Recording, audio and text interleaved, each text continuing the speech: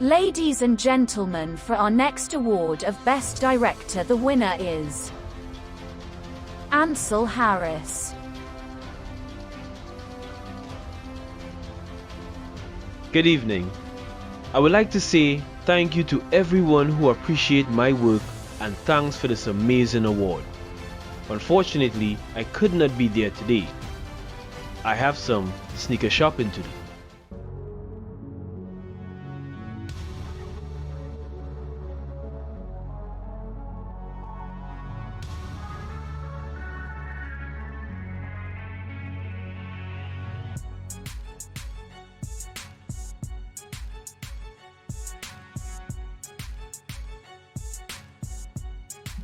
Hey, what's happening, people? Welcome to Footwear Stories Caribbean. I'm your host, Ricardo Lopez. Next to me is one of the top Trinidadian filmmaker / director who has made over 100 films and videos. We are here hanging out at sports outlet Chin City. We are here to talk with Ancil about his illustrious film career, the journey, and after do some footwear shopping.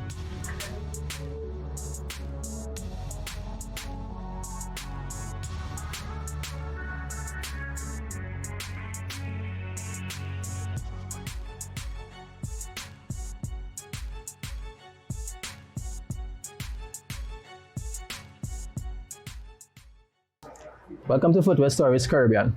Tell the viewers and fans what made you aspire to become a filmmaker. Well, I always like telling stories, different stories, and always was infatuated by, what you see on screen, what you see on cinema and stuff like that. So it was one of the ways that I could have get into, telling my stories because I came from a comic background, and so I say that I wanted to tell the same stories from the comics but put it into film, and so I end up getting a camera, being around people that was in the industry doing film, and just hang around them and learn and pick up certain things, and then after I was able to get into filmmaking. Okay, great. How would you describe the film industry in the Caribbean? I would say the film industry is pretty young. There are a few filmmakers around the Caribbean that is doing... Yeah, like what's commonly produced in the Caribbean? I would say more comedy stuff. We have one or two little drama stuff, but I would say majority is comedy. Majority what we see over the years is a lot of comedy stuff. Okay, so at what age you made your first film? How did that come about?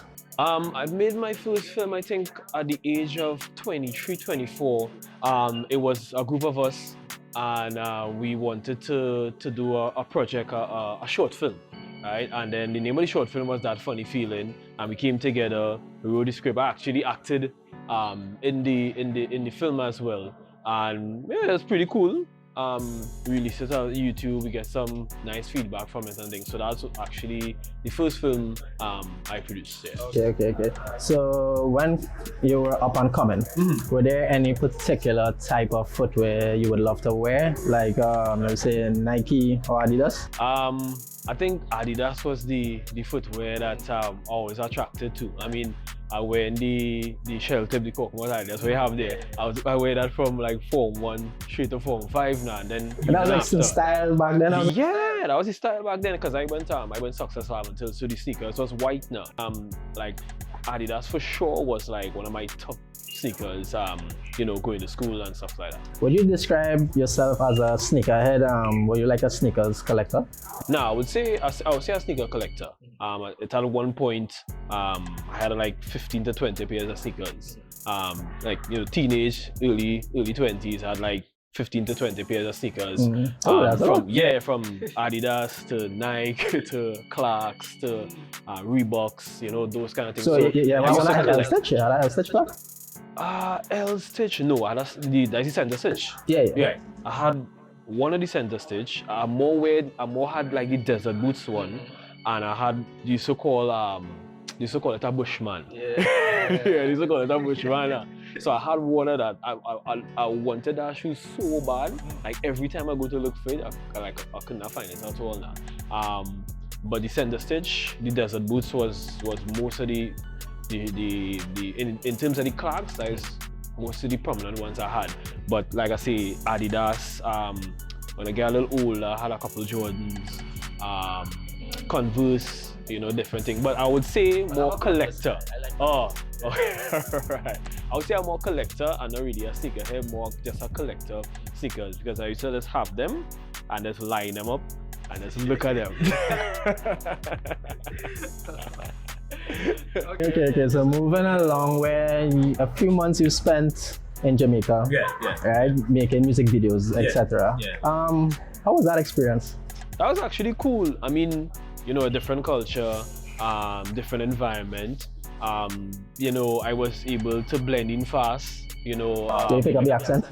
No. I mean, one thing I always say is that everywhere we go, people love to hear we talk. You know what I mean? So like when I went to Jamaica, everyone was like, "Oh, Trini boy," like they want to hear the accent and stuff like that. So the experience was very good. I returned after and just making links and doing stuff. So that experience was really good. Right. So with regards to filmmaking, do you think there is a need for more directors in the region, right? And why there's not enough top films coming out from the region? Right. So first question, I think we need more directors to do more content, to show what it is the Caribbean capable of doing, and have to offer, because we have a lot of talented individuals from the Caribbean, but we just need to show, the world that, we could produce films. And then going to the second question, why there's not enough top films? There's not enough top films because there are not enough people making films, So I think if we get more people to come out and produce films. And the thing about it is that you don't have to produce top-notch films one time. It's all about building a brand and building something, For example, when you look at Nollywood and Bollywood and all these entities, they started off small, coming up now. The main thing for me is starting, is doing it, getting better and better. And be consistent. And then eventually you will build that portfolio. So in your opinion, is it easy to find a professional and highly experienced actors in the Caribbean? It's a code, Could you name, let's say, 2 established actors that that you could look out for in the near future? Well, I work with one. That's Conrad Paris. He's a seasoned actor. Plays movies and stuff like that. And then you have Michael Curry. He recently got casted in a Netflix movie, right? So it have. I think there's a need for more because those guys are, I wouldn't say old or the older guys, but they have the years experience. But it doesn't have like a new one, like them. You know what I mean? So I think we need like more of that. Okay, so what was your debut film and what challenges you faced trying to get it distributed? Right. All right. So the first I would say show I did or film I did was a series. Name was All About Us. It was a kind of soap opera drama I did back in 2013. It was a lot of challenge because it was the first time that we was actually doing something like that, like a scripted stuff. This was off the heels of I doing music videos and going to Jamaica and going here and wherever. And I decided that I wanted to do a show where people could follow like a series and stuff like that. The challenges was tough in terms of like on set and actors. Distribution was challenging, but we got through with certain things. We got the show to air in Europe, we got it to air in New York, and so it was good. But everything have challenges, but we just try to figure out how to maneuver and what to change and how to everything is connections too, Okay, great. How to network. Okay. Do you think there is a need for a regional film body to promote the Caribbean film industry?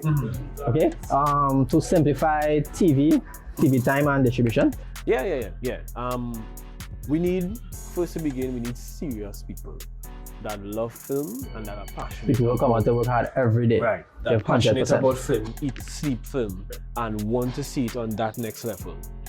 And once we have people like that, then they will put their all into it, and then we could create that whole film industry from the Caribbean. The same way how we go back to Nollywood and Bollywood and the Asian community doing the movie industry and all that. We just need serious people who about Caribbean content, and they could take it and they could distribute it worldwide. So it could be done. Yeah. But like I say, we need to be serious about it. Once everybody's on the same page. Yeah. Everybody. Okay, great. What would you say is the biggest change needed to give the Caribbean film industry a massive boost? First of all, we have to have the people with the right attitudes, right? To move forward in terms of they need to know that, you know, we had to work hard, and we have to, you know, cross our X's, and we have to keep working now. You know, we need to have people like that, and also have people working together as well too, right? Because the thing is, if a filmmaker do a film and he put it out there, that's just one filmmaker, right? So the world just seeing one person. But if they have 100 people doing films and you're seeing this whole industry of different genre of films out there, then it's a bigger impact now, you know? So it's all about the unity and stuff too, but it's all about the seriousness, you know?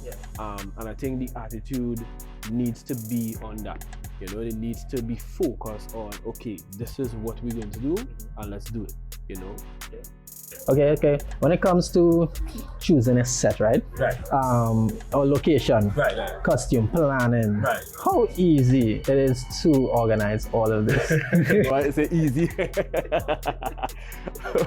Well, okay, so everything has its challenges. I think my challenge is probably a bigger challenge than someone else. The reason why I say that is that I do a lot of sci-fi stuff. So it's either green screen or have to look on a location that looks like it's not from here, you know? And then you talk about costume design and the character, how the character's gonna look and stuff. So it's challenging in that way because you have to get all these resources. You have to go and look for places and see if the places could work. Get permission if you had to get permission and stuff like that. It doesn't sound easy at all. Yeah. Okay.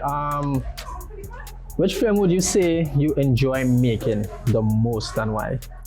Enjoy making the most, right? I think I enjoy making, to date, I think I enjoy making Magnolia the most.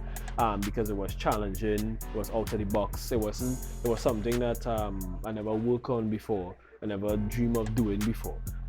So I think Magnolia would be, you know, to date, you know, that's so far.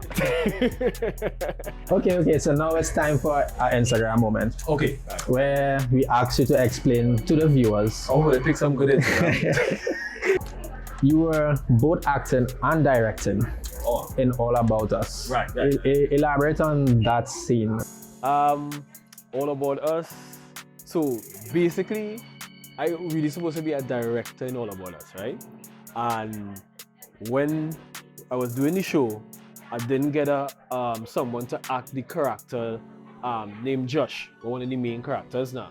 So one of the other actors was like, well, Ancil, you get in front of the camera and you could just jump in, and like, so I just jump in and then it just stick like that. So yeah. So that's the story behind that. Okay, great. So finally, right? What message would you like to share with a young kid who wants to become a filmmaker? First and foremost, follow your dreams. You know, don't let anybody tell you that you can't do, and work hard. You know, sometimes it may not work out the way that you want it to work out, but you could always maneuver and you could always find a way around the situation. Everything is always have a challenge. Nothing never really comes easy, especially when you're doing films. There are a lot of things that go into the planning and the execution and stuff like that. The main thing about it is always focus on the mission at hand. So you have the idea where you want to reach in the next 5, 10, 15, 20 years, you work on that, right? I always tell people, when I'll show an example. When a horse is running a racetrack, there's a blinders. Blinders is for not exactly. So no noise coming in, no distractions, and they focus on finishing. So I always tell people, always have that, invisible blinders on and just focus on your goal. Yeah. Okay, so now we're coming to the end of this interview. Right. So it's time to have some fun. All right. So now you can search the store, you can look at all the shelves, buy what you like. Cool.